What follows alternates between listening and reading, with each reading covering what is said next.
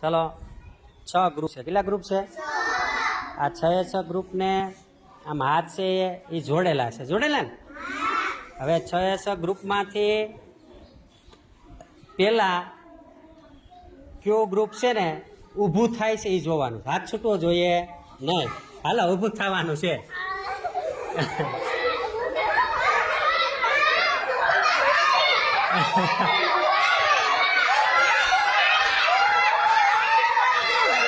હા હા છૂટી ગયો છૂટી ગયો.